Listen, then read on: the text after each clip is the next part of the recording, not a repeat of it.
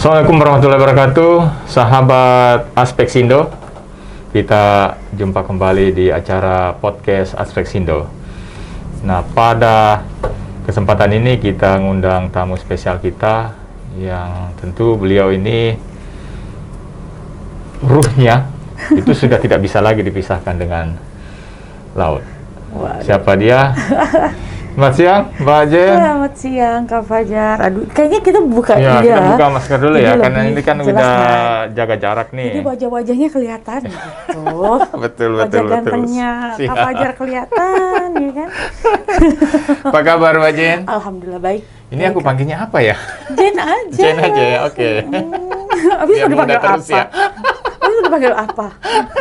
Bunda. Aduh, sahabat Aspek Sindo. Ya tentu kita kenal lah beliau ini kan sangat konsen bagaimana mengkampanyekan gerakan cinta laut. Nah, saya juga lihat di media sosial, di Instagramnya beliau ini memang seneng.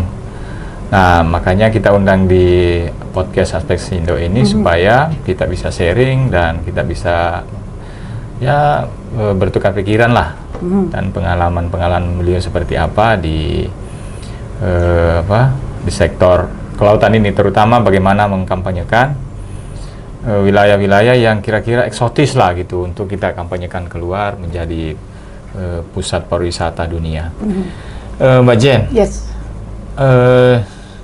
boleh nggak sih itu diceritain seperti apa sih potensi laut kita ini untuk dijual ke dunia internasional sehingga bisa menjadi pusat pariwisata dunia? Iya, sebenarnya potensi pariwisata khususnya untuk potensi ini ya bawah laut gitu ya, Okay. wisata selam itu Indonesia ini udah melebihi negara-negara lain lah, gitu. Kenapa aku mengatakan seperti itu? Karena aku udah pernah menyelam di Thailand. Oh, udah pernah ke Thailand? Udah pernah. Dan memang kalau dari segi kita kan kalau diving itu ada banyak ininya nih kegemarannya apa nih? Apa deep dive kah? Apa menyelam di kedalaman? Atau memang untuk fotografi atau untuk apa gitu? Oh, ternyata bisa banyak hal ya aktivitas banyak, di situ banyak ya. hal. Nah, jadi kalau untuk kita senang melihat koral dan lain-lain sebagainya, itu Indonesia udah nggak ada lawan. Juaranya Indonesia. Kita juara bisa sebenarnya. Juara sekali. Dari mulai ya nggak usah yang jauh-jauh lah, Belitung misalnya. Itu kan jaraknya dari Jakarta hanya deket ya. 45 menit. 45 menit. Kalau naik pesawat. Dan itu penerbangan tiap hari kan? Penerbangan tiap hari. Oke.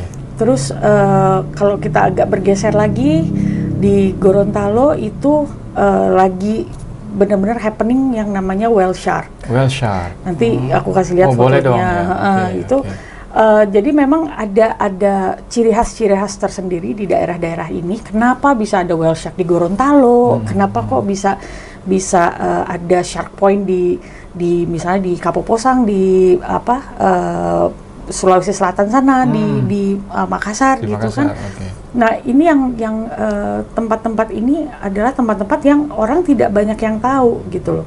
Yang tahu mungkin hanya komunitas-komunitas diver lah gitu ya yang tahu. Nah, karena memang aku diving dari 2012. 2012.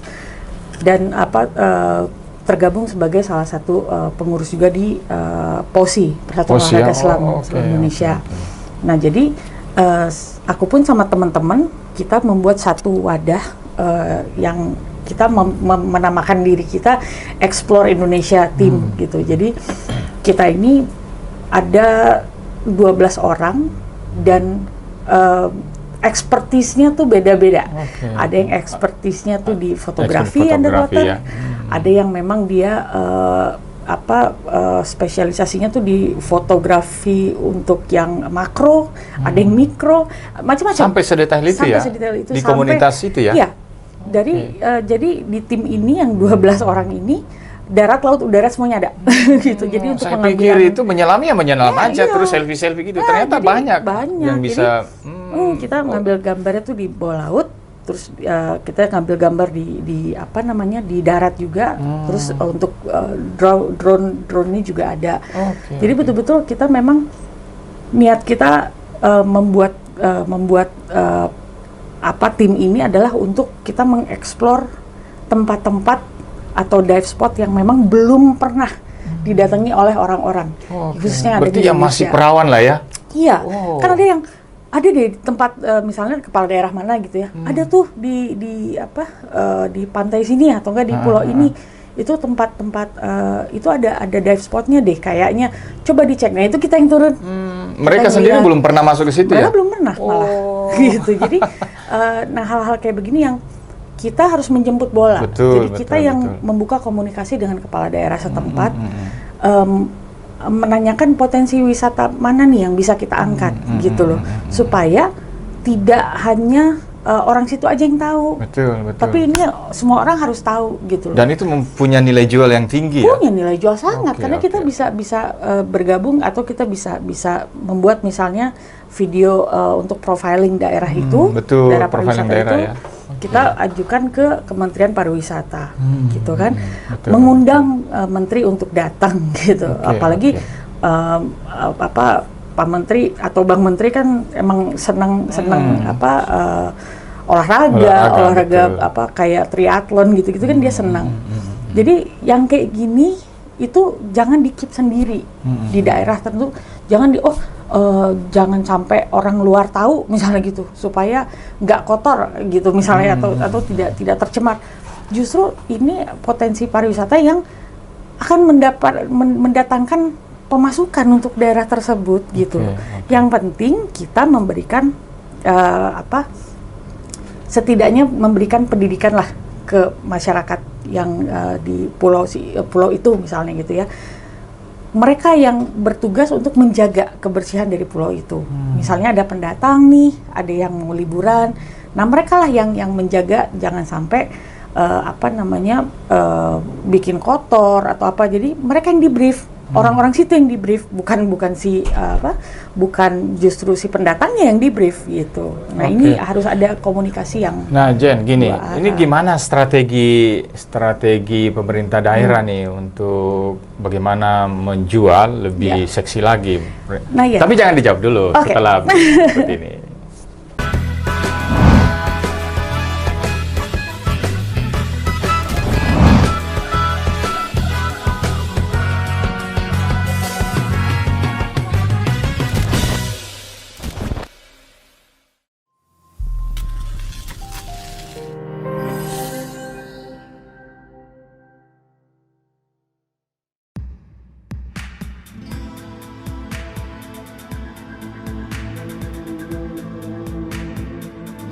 Ikuti dan sukseskan Musyawarah Nasional kedua Asosiasi Pemerintah Daerah Kepulauan dan Pesisir seluruh Indonesia.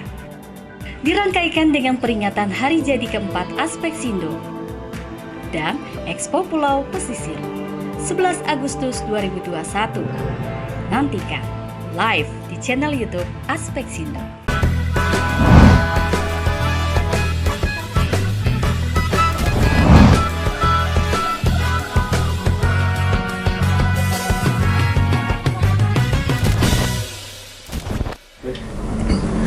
Sahabat Aspeksindo, kita mendengarkan seperti apa strategi yang harus kita lakukan untuk bisa menjadikan potensi laut kita menjadi lebih terpesona di mata mancanegara. Nah, silakan, Mbak Jen. Salah satu cara yang bisa dibilang efisien dan juga betul-betul melibatkan orang-orang dari atau masyarakat yang memang tinggal di pulau itu. Kita bisa buat pelatihan, misalnya. Jadi pelibatan masyarakat itu penting ya? Harus. Karena mereka yang tahu daerah itu, mereka yang tahu di sini spotnya yang bagus di mana aja, kan mereka yang tahu. Jadi daripada kita memberikan peluang usaha untuk orang lain dari luar pulau untuk datang membuka tempat usaha, kenapa nggak kita manfaatkan orang-orang di sekitar situ? Gitu, orang-orang yang memang mereka lebih tahu otomatis kan ini di mana yang memang bagus untuk foto, di mana yang memang bagus untuk penyelaman. Mereka yang lebih paham gitu. Nah, dengan kita memberikan kesempatan bagi mereka untuk terjun langsung dan ikut bekerja sama lah istilahnya ya, otomatis mereka akan menjaga gitu. Jangan sampai nih tempat atau lokasi pariwisata ini kotor oleh tangan orang-orang yang tidak bertanggung jawab. Itu kalau daerahnya ada penduduknya nih. Iya. Nah, bagaimana dengan lokasi-lokasi yang betul-betul masih perawan lah istilahnya ya. Itu. Ya, kita bisa kerjasamakan dengan pemerintah daerah setempat gitu. Jadi betul-betul kita jangan, istilah gini loh, kita jangan dulu memberikan atau membuka pintu untuk orang lain yang bawa masuk, misalnya mereka mau bikin dive center di situ, tapi kebanyakan kayak di Bali lah gitu ya, dive center tuh kebanyakan mereka yang ownernya ini orang-orang bule justru. Iya benar. Justru ya. orang-orang investasi itu rata-rata dari mana? Justru dari orang-orang luar, ya? yang orang daerah situ sendiri itu jadi tidak memiliki gitu ya? kesempatan, dan akhirnya mereka jadi malas. Betul. Ya udahlah, udah ada mereka yang jalan. Nah ini kan jadi aduh kok kayaknya sedih banget nih gitu kita ngelihatnya gitu ya. Justru kita menjadi tersisih di daerah kita sendiri gitu. Nah ini yang harusnya lebih dipergunakan atau dimanfaatkan oleh pemerintah setempat untuk mengikut sertakan dan melibatkan masyarakat yang memang tinggal di sana gitu, untuk mereka diberikan pendidikan paling seminggu kok, seminggu dibikin pelatihan oleh memang diver misalnya gitu ya. Kita bisa kerjasamakan dengan POSI misalnya gitu kan, pasti di daerah-daerah atau di provinsinya pasti ada diver yang memang sudah tahu gitu, kasih pelatihan. Betul. Apalagi sekarang kan agak mudah ya. Sekarang sudah, misalnya mereka sudah punya kapasitas. Nah, sekarang ada media sosial untuk menjual. Udah enak kan gitu. Terus dibuat juga acara-acara atau event-event yang sifatnya tuh benar-benar mengeksplor dunia bawah laut, fotografi, underwater fotografi misalnya, dibikin lomba. Itu orang dengan secara dengan otomatis senang itu hati bisa ya mempublikasikan ya lokasi dong, itu sudah pasti. Dan itu akan di-retweet, akan di-repost oleh banyak orang, dan ini nantinya akan meningkatkan potensi pariwisata di daerah itu sendiri. Siap. Baik, Mbak Jen, saya berharap kita kedepannya bisa berkolaborasi ya. Bagaimana supaya kita bisa mendorong pusat pariwisata baru lah di Indonesia ini dengan sejuta potensinya.